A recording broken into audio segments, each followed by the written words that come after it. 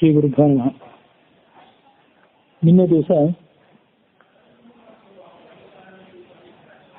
ಮೃಗ ಮಹಾರಾಜನ ಚರಿತ್ರೆಯನ್ನು ರಾಮಾಯಣದಲ್ಲಿ ಮತ್ತು ಭಾಗವತದಲ್ಲಿ ಹೇಳಿದಂತೆ ಗಮನಿಸಿದೆವು. ಬ್ರಹ್ಮಸ್ವಾಪಹಾರ ಮಾಡಿದಂಥವನಿಗೆ ಯಾವ ರೀತಿಯಾದಂತಹ ದುರ್ಗತಿ ಕಾದಿದೆ ಅನ್ನೋದನ್ನ ನಾಯಿ ರಾಮನ ಎದುರಿಗೆ ಬಂದು ತನ್ನ ದೂರನ್ನು ಹೇಳಿಕೊಂಡಂತ ಕಥೆ ಮತ್ತು ನಾಯಿಗೆ ತೊಂದರೆ ಕೊಟ್ಟಂತಹ ಬ್ರಾಹ್ಮಣನೊಬ್ಬ ಮಠದ ಕುಲಪತಿಯಾಗಿ ನಿಯುಕ್ತನಾಗಿ ಮುಂದೆ ಪಾಪ ಸಂಗ್ರಹ ಮಾಡಿ ನರಕಕ್ಕೆ ಭಾಗಿದಾರನಾದಂತಹ ಕಥೆಗಳನ್ನ ರಾಮಾಯಣದಲ್ಲಿ ನೋಡಿದೆವು. ಅದರ ಮುಂದಿನ ಪ್ರಕರಣ ಕೃಷ್ಣನ ಲೀಲೆಗಳಲ್ಲಿ ಬರುವಂಥದ್ದು ಭಾಗವತದ ದಶಮ ಸ್ಕಂದದ 80ನೇ ಅಧ್ಯಾಯದಲ್ಲಿ ಸುಧಾಮನ ಕಥೆ. ಪರೀಕ್ಷಿತ್ ಮಹಾರಾಜ ಪ್ರಶ್ನೆ ಮಾಡಿದ, ಕೃಷ್ಣನ ಇನ್ನೂ ಅನೇಕ ಲೀಲೆಗಳನ್ನ ಆತನ ಸಾಹಸ ಕಾರ್ಯಗಳನ್ನ ಮತ್ತಷ್ಟು ನನಗೆ ಹೇಳುವಂತ ಕೃಪೆ ಮಾಡ್ರಿ. ಈ ಕೃಷ್ಣನ ಕಥಾಮೃತವನ್ನು ಎಷ್ಟು ಬಾರಿ ಪಾನ ಮಾಡಿದ್ರು ಕೂಡ ಅದು ನನಗೆ ಸಾಕು ಅಂತ ಅನಿಸ್ತಾ ಇಲ್ಲ, ಹಾಗಾಗಿ ಮತ್ತಷ್ಟು ಹೇಳಿ ಅಂತ ಕೇಳ್ಕೊಂಡ ಆ ಪರೀಕ್ಷಿತ್ ಮಹಾರಾಜ. ಸಾ ವಾಗ್ ಜಯಾ ತಸ್ಯ ಗುಣಾನ್ ಗೃಣೀತೆ ಕರೌಚ ತತ್ಕರ್ಮ ಕರವು ಮನಶ್ಚ ಸ್ಮರೇದ್ ವಸಂತಂ ಸ್ಥಿರ ಜಂಗಮೇಶು ಶೃಣೋತಿ ತತ್ಪುಣ್ಯ ಕಥಾ ಸಕರ್ಣಃ. ಕೃಷ್ಣನ ಲೀಲೆಗಳನ್ನ ನಾವು ಯಾವ ವಾಣಿಯಿಂದ ಶ್ರವಣ ಮಾಡ್ತೀವೋ ಆ ವಾಣಿಗೆ ಮಾತ್ರ ವಾಣಿ ಅನ್ಬೇಕು. ಉಳಿದಂಥ ಮಾತುಕತೆಗಳೆಲ್ಲವೂ ಕೇವಲ ಹರಟೆ ಅಂತ ಅನ್ಕೊಳ್ಳುವಂಥವು. ಮಾತು ಸಾರ್ಥಕವಾಗುವುದು ಭಗವಂತನ ಕೀರ್ತನೆಯಿಂದ ಮಾತ್ರ. ಹಾಗೆ ಸದಾಕಾಲದಲ್ಲೂ ಭಗವಂತನ ಸೇವೆ ಮಾಡಿದರೆ ಆ ಕೈಗಳಾದವು, ಇಲ್ಲವೇ ಇದ್ದರವು ಕೇವಲ ಕಟ್ಟಿಗೆ ಕೊರಡುಗಳಾದವು. ಮನಸ್ಸಿರುವುದು ಕೂಡ ಭಗವಂತನ ಧ್ಯಾನ ಮಾಡಲಿಕ್ಕಾಗಿ, ಭಗವಂತ ಮನುಷ್ಯನಿಗೆ ಮನಸ್ಸನ್ನು ಕೊಟ್ಟಿದ್ದು ಕೂಡ ಆತನನ್ನು ಚಿಂತನೆ ಮಾಡಲಿ ಅಂತ ಹೇಳಿ. ಹಾಗಾಗಿ ನಮ್ಮೆಲ್ಲ ಜ್ಞಾನೇಂದ್ರಿಯಗಳನ್ನ ಮತ್ತು ಕರ್ಮೇಂದ್ರಿಯಗಳನ್ನ ಭಗವಂತನ ಸೇವೆಗಾಗಿ ಉಪಯೋಗ ಮಾಡಿಕೊಂಡು ಅದನ್ನು ಸಾರ್ಥಕ ಮಾಡ್ಕೊಳ್ಬೇಕು. ಶಿರಸ್ತು ಸಸ್ಯ ಉಭಯ ಲಿಂಗಂ ಆನಮೇತ್. ಚರಾಚರ ವಸ್ತುಗಳಲ್ಲಿ ಭಗವಂತನ ಅಸ್ತಿತ್ವವನ್ನು ಗುರುತಿಸಿ ಅವನಿಗೆ ನಮಸ್ಕಾರ ಮಾಡುವಂಥದ್ದು ಏನಿದೆ ಅದೇ ಶಿರಸ್ಸು. ಭಗವಂತನ ದಿವ್ಯ ಮಂಗಳ ವಿಗ್ರಹಗಳನ್ನು ನೋಡಿ ಆನಂದ ಪಡುವುದೇನಿದೆ ಅದೇ ಕಣ್ಣು. ಭಗವಂತನ ಮತ್ತು ಭಗವಂತನ ಭಕ್ತರ ಪಾದೋದಕದ ಸೇವೆಯನ್ನು ಮಾಡುವಂಥದ್ದು ಏನಿದೆ ಅದೇ ನಿಜವಾದ ಶರೀರ. ಹೀಗೆ ಭಗವಂತನ ಮತ್ತು ಭಗವಂತನ ಭಕ್ತರ ಸೇವೆಯನ್ನು ಮಾಡಿ ಶರೀರವನ್ನು ಸಾರ್ಥಕ ಮಾಡ್ಕೊಳ್ಬೇಕು. ಹಾಗಾಗಿ ಭಗವಂತನ ಲೀಲೆಗಳನ್ನು ಮತ್ತಷ್ಟು ಹೇಳಿ ಅಂತ ಹೀಗೆ ಪರೀಕ್ಷಿತ್ ಮಹಾರಾಜ ಪ್ರಶ್ನೆ ಮಾಡಿದ ಕೂಡಲೇ ಆ ಶುಕಬ್ರಹ್ಮನ ಮನಸ್ಸು ಕೃಷ್ಣನಲ್ಲಿ ಲೀನವಾಗಿ ಬಿಡುತ್ತೆ. ಅವರು ಕ್ಷಣಕಾಲ ಸಮಾಧಿಸ್ಥರಾಗಿ ಆ ಸಮಾಧಿ ಅವಸ್ಥೆಯಿಂದ ದೀರ್ಘಕಾಲದ ನಂತರ ಹೊರಗೆ ಬಂದು ಪ್ರಣವಪೂರ್ವಕವಾಗಿ ಓಂಕಾರವನ್ನು ಉಚ್ಚಾರ ಮಾಡಿ ಕೃಷ್ಣನಿಗೆ ನಮಸ್ಕಾರ ಮಾಡಿ ಮತ್ತೊಮ್ಮೆ ಅವನ ಲೀಲೆಗಳನ್ನು ಪರೀಕ್ಷಿತ್ ಮಹಾರಾಜನಿಗೆ ಹೇಳಲಿಕ್ಕೆ ಪ್ರಯತ್ನ ಮಾಡಿದರು. ಕೃಷ್ಣನಿಗೆ ಪರಮ ಸ್ನೇಹಿತರಾದಂಥ ಒಬ್ಬ ಬ್ರಾಹ್ಮಣನಿದ್ದ. ಆತ ಮಹಾಬ್ರಹ್ಮಜ್ಞಾನಿಯಾಗಿದ್ದ. ಯಾವುದೇ ವಿಷಯ ಸುಖಗಳನ್ನ ಆತ ಅಪೇಕ್ಷೆ ಮಾಡ್ತಿರ್ಲಿಲ್ಲ. ಜಿತೇಂದ್ರಿಯನಾಗಿದ್ದ. ಗೃಹಸ್ಥ ಧರ್ಮನಾಗಿದ್ದರೂ ಕೂಡ ಗೃಹಸ್ಥ ಧರ್ಮವನ್ನು ಆಶ್ರಯಿಸೋದಕ್ಕಿಂತ ಮುಂಚೆ ಅಂತೂ ಯಾವುದೇ ದುರಾಸೆ ಅವನಿಗಿರಲಿಲ್ಲ. ಗೃಹಸ್ಥ ಧರ್ಮವನ್ನು ಅಪ್ಪಿಕೊಂಡ ನಂತರನೂ ಸಂಗ್ರಹ ಮತ್ತು ಪ್ರತಿಗ್ರಹಗಳನ್ನು ಮಾಡ್ತಿರ್ಲಿಲ್ಲ. ಹಿಂದೊಮ್ಮೆ ಹೇಳಿದ್ದೆ, ಪ್ರತಿಗ್ರಹ ಅಂದ್ರೆ ದಾನ ಸ್ವೀಕಾರ ಮಾಡೋದು. ದಾನ ಸ್ವೀಕಾರ ಮಾಡಿ ಅದನ್ನ ಮುಂದಿನ ದಿನಗಳಿಗಾಗಿ ಸಂಗ್ರಹ ಮಾಡಿ ಇಟ್ಕೊಳ್ಳೋದೇನಿದೆ, ಧನಧಾನ್ಯ ರೂಪದಲ್ಲಾಗಲಿ ಅಥವಾ ಬಂಗಾರದ ರೂಪದಲ್ಲಾಗಲಿ ಸಂಪತ್ತನ್ನು ಸಂಗ್ರಹ ಮಾಡಿ ಇಟ್ಕೊಳ್ಳೋದಕ್ಕೆ ಆತ ಅಪೇಕ್ಷೆ ಪಡ್ತಿರ್ಲಿಲ್ಲ. ಯಥೇಚ್ಛ ಲಾಭ ಸಂತುಷ್ಟನಾಗಿದ್ದ ಭಗವದ್ಗೀತೆಯಲ್ಲಿ ಹೇಳುವಂತ. ಆ ಕ್ಷಣಕ್ಕೆ ಏನು ಸಿಗ್ತದೋ ಅದನ್ನು ಉಪಯೋಗ ಮಾಡಿ ಜೀವನ ನಡೆಸ್ತಿದ್ದ. ಅವನಿಗೆ ಹೆಸರು ಕುಚೇಲ ಅಂತ ಹೇಳಿ. ಚೇಲ ಅಂದ್ರೆ ಬಟ್ಟೆ ಸಂಸ್ಕೃತದಲ್ಲಿ, ಕುಚೇಲ ಅಂದ್ರೆ ಕೆಟ್ಟ ಬಟ್ಟೆ ಉಳ್ಳವನು. ಆ ಹೆಸರು ಅವನಿಗೆ ಅನ್ವರ್ಥಕವೇ ಆಗುತ್ತೆ. ಅವನಿಗೂ ಉಡ್ಲಿಕ್ಕೆ ಸರಿಯಾದ ಬಟ್ಟೆಗಳಿರಲಿಲ್ಲ, ಆತನ ಪತ್ನಿಗೂ ಕೂಡ ಉಡ್ಲಿಕ್ಕೆ ತೊಡ್ಲಿಕ್ಕೆ ಸರಿಯಾದ ಬಟ್ಟೆಗಳಿರಲಿಲ್ಲ. ಹಸಿವೆ ಹಾಗೆ ಹಸಿವನ್ನು ಸಹಿಸಿಕೊಂಡು ಆ ಹೆಂಡತಿ ತೀರಾ ಕೃಷಕಾಯಳಾಗಿಬಿಟ್ಟಿದ್ಲು. ಗಂಡನಿಗೆ ಯಾವತ್ತೂ ಕೂಡ ಮನಸ್ಸು ನೋಯುವಂತೆ ಮಾತಾಡಿದವಳು ಅಲ್ಲ ಅವಳು. ಆದರೂ ಒಮ್ಮೆ ಬಹಳಷ್ಟು ಭಯ ಪಟ್ಟು ಹೇಳಲೇಬೇಡ ಅಂತ ಆಲೋಚನೆ ಮಾಡಿ ಆ ಗಂಡನ ಬೆಳಿಗ್ಗೆ ಬಂದು ಈ ಮಾತನ್ನು ಹೇಳಿದ್ರು. ಯಾಕೆಂದ್ರೆ ಅದಕ್ಕೆ ಕಾರಣ ಏನಾಗಿತ್ತು ಅಂದ್ರೆ ಅವಳು ದಾರಿದ್ರ್ಯ. ಏನ್ ಮಾತು ಹೇಳಿದ್ಲಂದ್ರೆ, ಸಾಕ್ಷಾತ್ ಲಕ್ಷ್ಮೀಪತಿಯಾದಂತಹ ಕೃಷ್ಣನೇ ನಿಮ್ಮ ಪರಮ ಸ್ನೇಹಿತನಾಗಿದ್ದಾನೆ. ಹಾಗಿರುವಾಗ ಅವನನ್ನು ನೀನು ಸಮೀಪಿಸಿ ಅವನ ಬಳಿ ನಿನ್ನ ಕಷ್ಟವನ್ನು ಹೇಳ್ಕೊ. ಆತ ನಿನಗೆ ಎಲ್ಲ ಥರದ ಸಂಪತ್ತನ್ನು ಕೊಟ್ಟು ನಿನ್ನ ಕಷ್ಟಗಳನ್ನು ದೂರ ಮಾಡಬಹುದು. ಈಗಲೂ ಅವನ ಬಳಿಗೆ ಹೋಗು. ಹೋದ ವೃಷ್ಣಿ ಅಂಧಕ ಮೊದಲಾದಂತಹ ಎಲ್ಲ ಯಾದವರ ಗುಂಪುಗಳಿಗೆ ಸ್ವಾಮಿಯಾದಂತಹ ಕೃಷ್ಣ ಈಗ ಸದ್ಯ ದ್ವಾರಕೆಯಲ್ಲೇ ಇದ್ದಾನೆ ಅಂತ ಕೇಳಿದ್ದೇವೆ.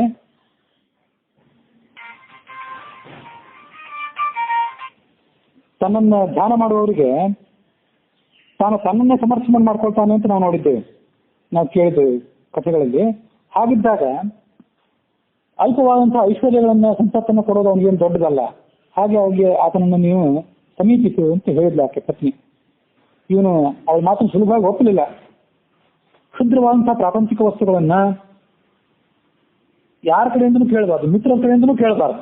ಅದರಲ್ಲೂ ಸ್ವಯಂ ಭಗವಂತನೇ ಮಿತ್ರನಾಗಿರುವಾಗ ಅವನ ಕಡೆಯಿಂದ ಕ್ಷುದ್ರವಾದಂತಹ ವಸ್ತುಗಳನ್ನ ಕೇಳಿ ಆ ಸ್ನೇಹಕ್ಕೆ ಭಕ್ತಿಗೆ ಅಪಚಾರ ಮಾಡುವುದು ಸಲ್ಲದು ಅಂತ ಆತ ಭಾವಿಸಿದ್ದ. ಆಗ ಅವಳು ಬಡಪಟ್ಲಿಗೆ ಒಪ್ಪಲಿಲ್ಲ. ದಿವಸ ಬೆನ್ನು ಹತ್ತಲಿಕ್ಕೆ ಪ್ರಾರಂಭ ಮಾಡಿದ್ಲು. ಮನೆಯಲ್ಲಿ ಆ ವಸ್ತು ಇಲ್ಲ, ಈ ವಸ್ತು ಇಲ್ಲ ಅಂತ ಎಲ್ಲ ಒಂದು ದೂರ ಹೇಳ್ತಾನೆ ಇದ್ಲು. ಮೃದುವಾದ ಮಾತುಗಳಿಂದ ಆ ಮಾತಿನ ಮೇರೆಯಿಂದ ಮೀರಲಿಲ್ಲ. ತನಗಾಗಿರುವ ಕಷ್ಟ, ಪತಿಗಾಗಿರುವ ಕಷ್ಟ, ಮಕ್ಕಳಿಗೆ ಕಾಲಕ್ಕೆ ಆಹಾರ ಕೊಡ್ಲಿಕ್ಕೆ ಬಂದಂತ ಕಷ್ಟ, ಇವೆಲ್ಲ ವಿಷಯಗಳನ್ನು ಮನ ಕರಗುವಂತೆ ಆ ಗಂಡನ ಮುಂದೆ ಆಕೆ ಹೇಳಿಬಿಟ್ಲ. ಒಮ್ಮೆ ಒಪ್ಪಿಸಿದ್ಲ. ಏನು ಲಾಭ ಆಗಲಿ ಬಿಡ್ಲಿ, ಕೃಷ್ಣ ನಿಮ್ಗೆ ಏನಾದ್ರು ಕೊಡ್ಲಿ ಬಿಡ್ಲಿ, ಕೃಷ್ಣನ ದರ್ಶನ ಆದ್ರೂ ಆಗ್ತದಲ್ಲ, ಅಯಂ ಹಿ ಪರಮೋ ಲಾಭ, ಕೃಷ್ಣನ ದರ್ಶನ ಆಗ್ತದೆ, ಅದಕ್ಕಾದ್ರೂ ಹೋಗಿ ಬನ್ನಿ ಅಂದ್ಲು ಗಂಡನಿಗೆ. ಅವನು ಸರಿ ಅಂದ, ಕೃಷ್ಣನ ದರ್ಶನ ಆದ್ರೂ ಮಾಡಿ ಬರೋಣ, ಇನ್ನೇನು ಬೇಕಾಗಿಲ್ಲ ಅಂತ ಹೇಳಿ ಆಲೋಚನೆ ಮಾಡಿ ಪತ್ನಿಗೆ ಹೇಳಿದ. ಅಪಿ ಅಸ್ತಿ ಉಪಾಯನಂ ಕಿಂಚಿತ್ ಗೃಹೇ ಕಲ್ಯಾಣಿ ದೀಯತಾಂ. ಕಲ್ಯಾಣಿ ಅಂತ ಸಂಬೋಧನೆ ಮಾಡಿದ ಅವಳನ್ನ. ನನ್ನ ಗೆಳೆಯನ ಅಂತ ಕೃಷ್ಣನಿಗೆ ಕೊಡ್ಲಿಕ್ಕೆ ಬೇಕಾದಂತ ಏನಾದ್ರೂ ಕಾಣಿಕೆ ಏನಾದ್ರೂ ಬೇಕು. ಸ್ನೇಹಿತರನ್ನ ಬರಿಗೈಯಿಂದ ಕಾಣೋದು ಒಳ್ಳೇದಲ್ಲ. ಬಹಳ ದಿವಸಗಳ ಬಳಿಕ ಮಿತ್ರನನ್ನು ನೋಡ್ಲಿಕ್ಕೆ ಹೊರಟಿದ್ದೇನೆ, ಹಾಗಾಗಿ ಏನಾದ್ರು ಕೊಡು ಅಂತ. ಕಲ್ಯಾಣಿ ಅಂದ್ರೆ ಮಂಗಳಕರಳಾದವಳು, ಶಾರೀರಿಕವಾಗಿ ಮತ್ತು ಮಾನಸಿಕವಾಗಿ ಸುಂದರಳಾದವಳು ಅಂತ ಅರ್ಥ. ಅಂದ್ರೆ ಈ ರಾಮಾಯಣ, ಮಹಾಭಾರತ ಇತ್ಯಾದಿ ಎಲ್ಲ ಸಂಸ್ಕೃತ ಸಾಹಿತ್ಯದಲ್ಲಿ ಆ ಸಂಬೋಧನೆಗಳನ್ನ, ಗಂಡ ಹೆಂಡತಿಯರು ಪರಸ್ಪರ ಸಂಬೋಧನೆ ಮಾಡೋದನ್ನ, ಭಕ್ತರು ಪರಮಾತ್ಮನ ಸಂಬೋಧನೆ ಮಾಡೋದನ್ನ, ಮಿತ್ರರ ಸಂಬೋಧನೆ ಮಾಡೋದನ್ನ, ಇವೆಲ್ಲ ಸಂಬೋಧನೆಗಳನ್ನು ಸ್ವಲ್ಪ ನಾವು ಗಮನಿಸಬೇಕು. ಅಂದ್ರೆ ಗಂಡನಾದವನು ಪತ್ನಿಯ ಹೆಸರನ್ನು ಕರೆದೇ ಇದ್ರು ಅವನು ಕಲ್ಯಾಣಿ ಅಂತ ಅನ್ಬೋದು. ಅವನು ನಾವು ತೀರಾ ಔಪಚಾರಿಕವಾಗಿ ಮನೆಯಲ್ಲಿ ಆ ಥರ ಪದ್ಧತಿ ಬಂದಿರ್ತದಲ್ಲ, ಆ ಥರ ಸ್ವಲ್ಪ ಒರಟಾಗಿ ಗಂಡಂದ್ರು ಹೆಂಡತಿಯನ್ನು ಕರೆಯೋ ಬದಲು ಇಂಥವು ಸ್ವಲ್ಪ ಹೆಸರುಗಳಿದ್ರೆ ಅದಕ್ಕೊಂದು ಮೆರಗು ಬರ್ತದೆ ಆ ಸಂಬಂಧಕ್ಕೆ ಅಂತ ನನಗನ್ನಿಸ್ತು. ಇದನ್ನು ಓದ್ಬೇಕಾದ್ರೆ ಒಂದ್ಸರಿ. ಸಂಸ್ಕೃತದಲ್ಲಿ ಹೆಂಡತಿ ಆದವಳು ಗಂಡರನ್ನು ಆರ್ಯಪುತ್ರ ಅಂತ ಕರೆಯೋದಿದೆ. ಸಂಸ್ಕೃತ ನಾಟಕಗಳಲ್ಲಿ ಶಕುಂತಲೆ ಮೊದಲಾದವರು ದುಷ್ಯಂತನನ್ನ, ವಸಂತ ಸೇನೆ ಆ ಚಾರುದತ್ತನನ್ನ ಆರ್ಯಪುತ್ರ ಅಂತ ಕರೆಯೋದಿದೆ. ಆರ್ಯ ಅಂದ್ರೆ ಹಿರಿಯರು ಅಂತ ಅರ್ಥ. ಮಾವ, ತಂದೆ ಇವರಿಗೆಲ್ಲ ಆರ್ಯ ಅಂತ ಕರೆಯೋದು. ಹಾಗಾಗಿ ಆ ಪತ್ನಿಗೆ ಅವಳ ಮಾವ ಏನಿರ್ತಾನೆ ಅವನು ಆರ್ಯ, ಆ ಮಾವನ ಮಗ ಅಂತ ಸಂಬೋಧನೆ ಮಾಡಿದಂಗೆ, ಹಿರಿಯರ ಮಗನೇ ಅಂತ ಸಂಬೋಧನೆ ಮಾಡಿದಂಗೆ. ಅದಕ್ಕೂ ಒಂದು ತೂಕ ಇದೆ ಆರ್ಯಪುತ್ರ ಅನ್ನೋ ಸಂಬೋಧನೆ. ಹಾಗೆ ಆ ಪತಿಯಾದವನು ಹೆಂಡತಿ ಹೆಸರನ್ನು ಕರೆದಿದ್ರು ಕಲ್ಯಾಣಿ ಅಂತ ಸಂಬೋಧನೆ ಮಾಡೋದೇನಿದೆ ಒಂದು ಮಹತ್ವವನ್ನು ಹೊಂದಿದೆ ಅಂತ ಅನಿಸ್ತು. ಅದಕ್ಕಾಗಿ ಅದನ್ನ ವಿವರಿಸಿ ಹೇಳಿದೆ. ಎಲ್ಲಕ್ಕಿಂತೂ ನಾನು ಬಡವ, ನೀನು ಬಡವಳು, ಆದ್ರೂ ನಮ್ಮ ಪ್ರೀತಿಯ ಸಂಪತ್ತಿಗೆ ಏನು ಕೊರತೆ ಇಲ್ಲ ಅಂತ ಅವ್ರು ಸೂಚನೆ ಮಾಡ್ದಂಗೆ ಆಯ್ತು. ಕಲ್ಯಾಣಿ ಅಂದ್ರೆ ಅಂತ ದೊಡ್ಡ ಸಂಪತ್ತಿದ್ದವಳು ಅನ್ನೋ ಅರ್ಥದಲ್ಲಿ. ಆದ್ರೆ ಅವಳು ಮನೆಯೊಳಗೆ ಹುಡುಕಿಲ್ಲ, ಏನೂ ಇರ್ಲಿಲ್ಲ ಅಲ್ಲಿ, ತಂದ್ಕೊಡ್ಬೇಕಂದ್ರೆ ಏನೂ ಇರ್ಲಿಲ್ಲ. ಕೂಡಲೇ 4-6 ಮಂದಿ ಬ್ರಾಹ್ಮಣರ ಮನೆಗೆ ಓಡಾಡಿದ್ಲು ಅವಸರದಲ್ಲಿ, ಸುತ್ತಮುತ್ತಿದ್ದಂತ ಮನೆಗಳಿಗೆ. ಒಂದು 4 ಇಡೀ ಅವಲಕ್ಕಿಯನ್ನ ಭಿಕ್ಷೆ ಮಾಡಿ ತಂದ್ಲು. ಪ್ರತ್ಯೇಕವಾಗಿ ಅವ್ರವ್ರ ಮನೆಯಲ್ಲಿ ಸಿಕ್ಕಿದ್ದನ್ನ ಹಾಗಾಗಿ ಒಂದು ಗಂಟು ಮಾಡ್ಕೊಂಡು ಬಂದಿದ್ಲು. ಅವೆಲ್ಲ ಗಂಟುಗಳನ್ನು ಸೇರಿಸಿ ಒಂದು ದೊಡ್ಡ ಗಂಟು ಮಾಡಿ ಗಂಡನ ಕೈ ತಂದು ಕೊಟ್ಲು. ಗಂಡ ಅದನ್ನ ಕಂಕುವಿನಲ್ಲಿ ಇಟ್ಕೊಂಡು ದ್ವಾರಕಾಪಟ್ಟಣಕ್ಕೆ ಪ್ರಯಾಣ ಮಾಡಿದ. ಎಷ್ಟೋ ಜನ ಬ್ರಾಹ್ಮಣರು, ಬ್ರಾಹ್ಮಣೇತರರು ಎಲ್ಲರೂ ಕೂಡ ಕೃಷ್ಣನ ದರ್ಶನಕ್ಕೆ ಹೋಗ್ತಾ ಇದ್ದಿರಬೇಕು. ದ್ವಾರಕಾ ನಗರದ ಹಾದಿಯಲ್ಲಿ ಉಳಿದವರು ಕೆಲವರು ಸಿಕ್ಕರು ಅವನಿಗೆ. ನಾವು ದ್ವಾರಕಾ ನಗರಕ್ಕೆ ಹೋಗ್ತಿದ್ದೇವೆ ಅಂದ್ರೆ ಅವರೆಲ್ಲರನ್ನು ಕೂಡ್ಕೊಂಡು ಈತನು ದ್ವಾರಕಾ ನಗರಕ್ಕೆ ಹೋದ. ಕೃಷ್ಣನ ದರ್ಶನ ನನಗೆ ಆಗ್ತದೋ ಇಲ್ಲ ಅಂತ ಚಿಂತೆ ಮಾಡ್ತಾ ಹೊರಟಿದ್ದ. ನಗರದ ರಕ್ಷಣೆಗಾಗಿ ನಿಲ್ಲಿಸಿದಂತಹ ಸೇನಾ ತುಕಡಿಗಳು, ಮೂರು ಸೇನಾ ತುಕಡಿಗಳು ಅಂತ, ಅಂದ್ರೆ ಆವರಣ ರೂಪದಲ್ಲಿ 3 ಸೇನಾ ತುಕಡಿಗಳು ಇದ್ದಿರಬೇಕು. 3 ಪ್ರಾಕಾರಗಳಿದ್ದವು, ದೊಡ್ಡ ದೊಡ್ಡ ಕಾಂಪೌಂಡ್ ನಿಂತವು. ಅವನ್ನೆಲ್ಲವನ್ನು ದಾಟಿ ಅಂಧಕ, ವೃಷ್ಣಿ, ಭೋಜ ಮೊದಲಾದಂತಹ ಯಾರೋ ಗುಂಪುಗಳೇನಿತ್ತು ಆ ಗುಂಪುಗಳ ಅರಮನೆಗಳೆಲ್ಲವನ್ನು ದಾಟಿ 16,000 ಪತ್ನಿಯರಿಂದ ಸಂಪನ್ನವಾದಂತಹ ಆ ಕೃಷ್ಣನ ಭವನವನ್ನು ನೋಡಿದ. ಕೃಷ್ಣನ ಆ ಭವನಕ್ಕೆ ಬಂದ ಕೂಡಲೇ ಬ್ರಹ್ಮಾನಂದ ಆದಂಗಾಯ್ತು ಅವನಿಗೆ, ವೈಕುಂಠಕ್ಕೆ ಬಂದಂಗಾಯ್ತು ಅವನಿಗೆ, ಆನಂದ ಪರವಶನಾಗ್ಬಿಟ್ಟ. ಆ ಸಂದರ್ಭದಲ್ಲಿ ಕೃಷ್ಣ ತನ್ನ ಪ್ರಾಣ ಪ್ರಿಯಳಾದಂತಹ ರುಕ್ಮಿಣಿಯ ಮಂಚದ ಮೇಲೆ ಕೂತ್ಕೊಂಡಿದ್ದ. ಸುಧಾಮನ ದೂರದಿಂದ ನೋಡಿದ ಕೂಡಲೇ ಕೃಷ್ಣ ಮಂಚವನ್ನು ಬಿಟ್ಟೆದ್ದು ಅವಸರದಿಂದ ಓಡಿ ಬಂದು ಆ ಸ್ನೇಹಿತರನ್ನು ಗಾಢವಾಗಿ ಆಲಿಂಗನ ಮಾಡ್ಕೊಂಡ.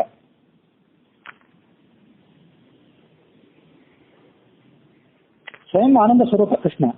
ಅವನು ತನ್ನ ಸ್ನೇಹಿತನಾದಂತಹ ಆ ಬ್ರಹ್ಮರ್ಷಿ, ಅವನೇನು ಸಾಮಾನ್ಯ ಸ್ನೇಹಿತನಾಗಿರ್ಲಿಲ್ಲ, ಶೂದ್ರನಾಗಿರ್ಲಿಲ್ಲ ಅವನು. ಅಂಥ ಬ್ರಹ್ಮರ್ಷಿಯ ಅಂಗಸಂಗದಿಂದಾಗಿ ತಾನೇ ಆನಂದ ಸಾಗರದಲ್ಲಿ ಮುಳುಗಿ ಹೋದ ಕೃಷ್ಣ ಮತ್ತಷ್ಟು. ಬಹಳ ದಿವಸದಿಂದ ಅವನು ನೋಡಿದ ಕಾರಣಕ್ಕಾಗಿ ತನ್ನೆರಡು ಕಮಲದಂತಹ ಕಣ್ಣುಗಳಿಂದ ಆನಂದ ಬಾಷ್ಪಗಳನ್ನು ದಳದೊಡನೆ ಸುರಿಸಿದ. ಸುಧಾಮನಿಗಂತೂ ಬಾಯಿಂದ ಮಾತುಗಳೇ ಹೊರಡಲಿಲ್ಲ. ಕೃಷ್ಣ ಸುಧಾಮನ ಕೈಯನ್ನು ಹಿಡಿದುಕೊಂಡ, ತಾನು ಕೂತಿದ್ದಂಥ ಪರ್ಯಂಕದ ಮೇಲೆ ಕರ್ಕೊಂಡು ಹೋಗಿ ಕೂರಿಸಿದ. ಅವನ ಸತ್ಕಾರ ಮಾಡ್ಲಿಕ್ಕೆ ಏನು ಸಾಮಗ್ರಿಗಳು ಬೇಕಾಗಿತ್ತಲ್ಲ, ನೀನು ಈ ಸಾಮಗ್ರಿ ತಗೊಂಡ ಅಂತ ಹೆಂಡತಿಗೆ ಹೇಳಲಿಲ್ಲ, ಯಾವ ದಾಸಿಗೂ ಹೇಳಲಿಲ್ಲ. ತಾನೇ ಅವಸರದಿಂದ ಸುತ್ತಮುತ್ತಲಿದ್ದಂಥ ಸಾಮಗ್ರಿಗಳನ್ನ ಕೈಯಲ್ಲಿ ಹಿಡ್ಕೊಂಡು ಬಂದ. ಬೇರೆಯವ್ರಿಗೆ ಹೇಳುವಷ್ಟು ಆದ್ಮೇಲೆ ಉಳಿಲಿಲ್ಲ ಅವನಿಗೆ. ತಾನೇ ತಂದು ಯಥಾವಿಧಿಯಾಗಿ ಸುಧಾಮನನ್ನು ಸತ್ತರಿಸಿದ.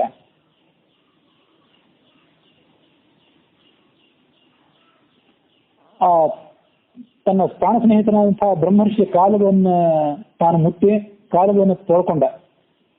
ಕಾಲುಗಳನ್ನು ತೊಳೆದು ಆ ತೀರ್ಥವನ್ನು ತನ್ನ ತಲೆಯ ಮೇಲೆ ಧಾರಣ ಮಾಡಿದ. ಚಂದನ, ಅಗುರು, ಕೇಸರಿ ಮೊದಲಾದಂಥ ಸುಗಂಧ ದ್ರವ್ಯಗಳನ್ನ ಆ ಸುಧಾಮನ ಮೈಗೆ ಹಚ್ಚಿದ. ಅಂದ್ರೆ ಆವಾಹನ ಮಾಡಿ ಒಳಗೆ ಕರೆಸಿ ಕೂಡಿಸೋ ಪದ್ಧತಿ ಏನಿದೆ ಅದು ದೇವತೆಗಳಿಗೂ ಹಿರಿಯರಿಗೆಲ್ಲರಿಗೂ ಮಾಡಬೇಕಾದ ಪದ್ಧತಿ. ಅದು ಹಚ್ಚಿದ. ಅದಾದ್ಮೇಲೆ ಧೂಪವನ್ನ ಹೊತ್ತಿಸಿದ. ಧೂಪವನ್ನು ಹೊತ್ತಿಸಿ ಆತನಿಗೆ ಆರತಿ ಮಾಡಿದ. ನೈವೇದ್ಯ ಮಾಡಿದಂತಿಲ್ಲ, ಭೋಜನ ಆಮೇಲೆ ಮಾಡಿಸಿದ ಅಂತಿದೆ. ಭೋಜನ ಮಾಡಿದ ಕಥೆ ಆಮೇಲೆ ಇದೆ.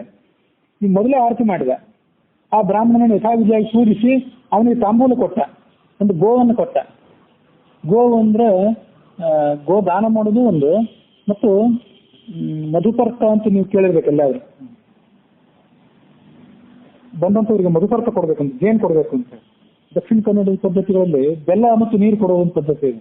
ಬೇರೆ ಕಡೆನೂ ಇದ್ದಿರ್ಬೇಕು, ಅಲ್ಲಿ ಗಮನಿಸಿದ್ದು ನಾನು ಹೇಳಿದೆ ಅಷ್ಟೇ. ಹಾಗೆ ಸಿಹಿಯಾದನ್ನು ಕೊಡಬೇಕು ಬಳಲಿ ಬಂದವನಿಗೆ ಅಂತ ಪದ್ಧತಿ. ಆ ಪ್ರಕಾರ ಮಧುಪರ್ಕವನ್ನು ಕೊಡಬೇಕು. ಆ ಸಂದರ್ಭದಲ್ಲಿ ಬಂದವರಿಗೆ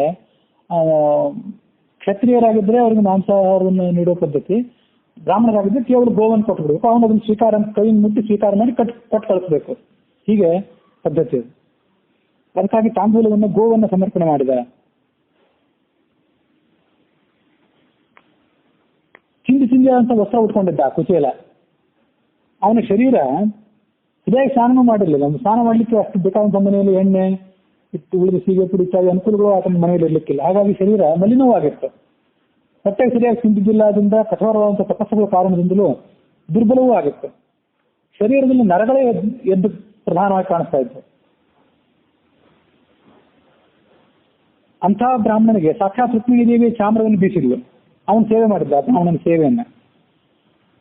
ಪವಿತ್ರ ಕೀರ್ತಿಯಾದಂತಹ ಕೃಷ್ಣ ಅಂಥ ಅತ್ಯಾದರದಿಂದ ಅವಧೂತನೊಬ್ಬನನ್ನು ಸಮಾಧಾನ ಮಾಡ್ತಿದ್ದಾನಲ್ಲ, ಇಂಥ ವಿಚಿತ್ರವಾಗಿ ಕಾಣಿಸ್ತಿದ್ದಾನೆ ಬ್ರಾಹ್ಮಣನು. ಅವನು ಕ್ಷೌರಾದಿಗಳನ್ನು ಮಾಡ್ಕೊಂಡು ಎಷ್ಟು ದಿವಸ ಆಗಿತ್ತೋ ಏನೋ, ನೋಡ್ಲಿಕ್ಕೆ ಬೇರೆ ವಿಚಿತ್ರವಾಗಿದ್ದ. ಮುಖದ ಮೇಲೆ ಬ್ರಹ್ಮ ವರ್ಚಸ್ಸು ಬೇರೆ. ಅಂತಃಪುರದ ಸ್ತ್ರೀಯರಿಗೆಲ್ಲರಿಗೂ ಭಾರಿ ಆಶ್ಚರ್ಯ ಆಯ್ತು. ಪರಸ್ಪರ ಮಾತಾಡ್ಕೊಂಡ್ರು ಅವರು. ಸಖಿಯರೇ, ಈ ಆಶ್ಚರ್ಯವನ್ನು ನೋಡಿ ದರಿದ್ರ ಬ್ರಾಹ್ಮಣ ಬಟ್ಟೆಯನ್ನು ಉಟ್ಕೊಂಡಿದ್ದಾನೇನೋ ಹೌದು, ಅವನು ಉಟ್ಕೊಂಡಿದ್ರು ಬಟ್ಟೆಯನ್ನು ಉಟ್ಕೊಂಡಂತೆ ಕಾಣೋದಿಲ್ಲ. ಯಾಕಂದ್ರೆ ಅದೆಲ್ಲ ತೂತಾಗಿ ಹೋಗಿದೆ. ನಗ್ನನಾದ ಅವಧೂತನಂತೆ ಕಾಣಿಸ್ತಾ ಇದ್ದಾನೆ. ಅವನು ದಟ್ಟ ದರಿದ್ರನಾಗಿದ್ದಾನೆ.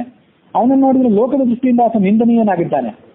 ಯಾರು ನೋಡಿ ಸಮೀಪನ ಬರಬೇಡ ಅಂತವ್ರು, ದುರಹಂಕಾರಿಗಳಾದವರು, ಸಂಪತ್ತಿನ ಮದದಿಂದ ಲೋಲುಪರಾದವರು ಯಾರಾದ್ರು ಅಂತವ್ನು ನೋಡಿದ್ರೆ ಇಲ್ಲ ಬಂದು ಹೋಗುವಂತಂದ್ರು ಅಂದ್ರೆ ಅಧಮ ಬೇರೆ. ಆದ್ರೆ ಏನ್ ಪುಣ್ಯ ಮಾಡಿದ್ದಾನೆ ಇವನು? ಇಂಥ ಭಿಕ್ಷುಕನನ್ನ ಲೋಕಗುರುವಾದಂತಹ ಈ ಶ್ರೀನಿವಾಸ ಸತ್ಕಾರ ಮಾಡ್ತಿದ್ದಾನಲ್ಲ. ಪರ್ಯಂಕದಲ್ಲಿ ತಾನು ಕೂತ್ಕೊಂಡಿದ್ದಂಥವನು ಎದ್ದು ನಿಂತು ಮಹಾಲಕ್ಷ್ಮೀ ಸ್ವರೂಪವಾದಂತಹ ರುಕ್ಮಿಣಿ ದೇವಿಯನ್ನು ಪರಿತ್ಯಾಗ ಮಾಡಿ ಬಾಗಿಲ ಕಡೆಗೆ ಓಡಿ ಹೋಗಿ ಆತನ ಅಪ್ಕೊಂಡಲ್ಲ, ತನ್ನ ಅಣ್ಣನಾದಂತಹ ಬಲರಾಮನನ್ನು ಅಪ್ಕೊಳ್ಳುವಂತೆ. ಕೃಷ್ಣನ ಲೀಲೆಗಳು ಬಹಳ ವಿಚಿತ್ರವಾಗಿ ಕಾಣಿಸ್ತಿದೆಯಲ್ಲ. ಅಂದ್ರು ಆ ಜನರು. ಜನ ಹಾಗೆ ಮಾತಾಡ್ತಿದ್ದಂತೆ ಕೃಷ್ಣ ಬಲರಾಮರಿಬ್ಬರು ತಾವು ಗುರುಕುಲದಲ್ಲಿ, ಸಾಂದೀಪನಿ ಗುರುಕುಲದಲ್ಲಿ ವಾಸ ಮಾಡಿದ್ರಲ್ಲ, ಆಗ ವಾಸ ಮಾಡಿದಾಗ ನಡೆಸಿದಂತ ಕೆಲವು ಚಟುವಟಿಕೆಗಳನ್ನ ನೆನಪು ಮಾಡ್ಕೊಂಡ್ರು. ಕೃಷ್ಣ ಅವಾಗ ಕೇಳಿದೆ, ಧರ್ಮಜ್ಞನೇ ಬ್ರಹ್ಮರ್ಷಿಯೇ, ನೀನು ನನ್ನ ಜೊತೆ ಗುರುಕುಲ ವಾಸದಲ್ಲಿದ್ದು ಅನೇಕ ವಿದ್ಯೆಗಳನ್ನು ಅಭ್ಯಾಸ ಮಾಡಿದಿ, ಗುರುದಕ್ಷಿಣೆಯನ್ನು ಕೊಟ್ಟು ಗುರುಕುಲದಿಂದ ಹೊರಗೆ ಹೋದಿ, ಮುಂದೆ ನೀನು ವ್ರತ ಸಮಾವರ್ತನಾದಿಗಳನ್ನು ಮಾಡಿಕೊಂಡು, ಮದುವೆಕ್ಕಿಂತ ಮೊದಲು ಮಾಡ್ಕೊಳ್ಳುವಂತ ಸಮಾವರ್ತನಾದಿಗಳನ್ನು ಮಾಡಿಕೊಂಡು ನಿನಗೆ ಅನುರೂಪವಾದಂಥ ಭಾರ್ಯೆಯನ್ನ ಮದುವೆ ಮಾಡ್ಕೊಂಡಿರ್ಬಹುದಲ್ಲ, ನನಗೇನು ನೀನು ತಿಳಿಸಿಲ್ಲ ಆದ್ರೂ ಮಾಡ್ಕೊಂಡಿರ್ಬೋದಲ್ಲ ಅಂತಂದ ಕೃಷ್ಣ. ಆದ್ರೆ ನನಗನ್ನಿಸ್ತದೆ, ನೀನು ಮದುವೆ ಮಾಡ್ಕೊಂಡಿದ್ರು ಗೃಹಸ್ಥ ಧರ್ಮದಲ್ಲಿ ಇದ್ರೂ ನಿನ್ನ ಮನಸ್ಸಿನ ವಿಷಯ ಭೋಗದಲ್ಲಿ ಆಸಕ್ತವಾಗಿರುವಂತೆ ಕಾಣಿಸೋದಿಲ್ಲ. ನಿನ್ನ ಶರೀರವನ್ನು ನೋಡಿದ್ರೆ, ನಿನ್ನ ಮುಖ ನೋಡಿದ್ರೆ ವಿಷಯ ಭೋಗದಲ್ಲಿ ನೀನು ಮುಳುಗೆದ್ದವನಂತೆ ಏನು ಕಾಣಿಸ್ತಾ ಇಲ್ಲ ಅಂದ ಕೃಷ್ಣ. ನನಗೆ ಮೊದಲೇ ಗೊತ್ತಪ್ಪ, ಧನ ತನಕ ವಸ್ತು ವಾಹನಗಳಲ್ಲಿ ನಿನಗೆ ಯಾವ ವಿಧವಾದಂಥ ಪ್ರೀತಿ ಇರಲಿಲ್ಲ, ಮೊದಲು ಇರಲಿಲ್ಲ. ಮದುವೆ ಆದ್ಮೇಲೆ ನಿನ್ನ ಸ್ವಭಾವ ಬದಲಾಗೋದಾದ್ರೆ ಹೇಗೆ? ಅಂತ ವಿರಕ್ತನೇ ನೀನು. ನಿನ್ನಂಥವರು ಕೇವಲ ಶಾಸ್ತ್ರದಲ್ಲಿ ಹೇಳಿದೆ ಅನ್ನೋ ಕಾರಣಕ್ಕಾಗಿ ಮದುವೆ ಮಾಡ್ಕೊಳ್ತಾರೆ ಅಷ್ಟೇ, ಅದೊಂದು ಧರ್ಮ ಅನ್ನೋ ಕಾರಣಕ್ಕಾಗಿ. ಅದರಲ್ಲಿ ಅವರಿಗೆ ಆಳವಾದಂಥ ಆಸಕ್ತಿಯನ್ನು ಇರೋದಿಲ್ಲ. ಯಾವ ಗುರುವಿನ ಅನುಗ್ರಹದಿಂದ ನಾವು ಅಜ್ಞಾನಾಂಧಕಾರವನ್ನು ದಾಟಿ ಸದ್ಗತಿಯನ್ನು ಪಡ್ಕೊಳ್ಳಿಕ್ಕೆ ಅನುಕೂಲ ಮಾಡ್ಕೊಳ್ತೀವೋ ಅಂತ ಗುರುವಿನ ಆಶ್ರಮದಲ್ಲಿ ನಾವು ಇದ್ವಲ್ಲ, ಅದರ ನೆನಪೇರ ನಿನಗೇನಾದ್ರೂ ಇದೆಯಾ ಅಂತ ಕೇಳಿದ ಕೃಷ್ಣ. ಯಾಕೆಂದ್ರೆ ಗುರು ಅಂದ್ರೆ ಅನೇಕ ಥರದ ಗುರುಗಳಿದ್ದಾರೆ. ಶರೀರಕ್ಕೆ ಕಾರಣನಾದಂತ ನಮ್ಮ ಶರೀರವನ್ನು ಹುಟ್ಟಿರುವಂತಹ ವ್ಯಕ್ತಿ ಏನಿದ್ದಾನಲ್ಲ, ತಂದೆ, ಆತ ಮೊದಲನೇ ಗುರು. ಅದಾದ್ಮೇಲೆ ಉಪನಯನ ಮಾಡಿ ನಮಗೆ ಮಂತ್ರೋಪದೇಶ ಏನು ಕೊಡ್ತಾರಲ್ಲ, ಅವರು ಎರಡನೇ ಗುರುಗಳು. ಅವ್ರನ್ನು ಕೂಡ ಗುರುಗಳು ಅಂತಾನೆ ಪರಿಗಣನೆ ಮಾಡಬೇಕು.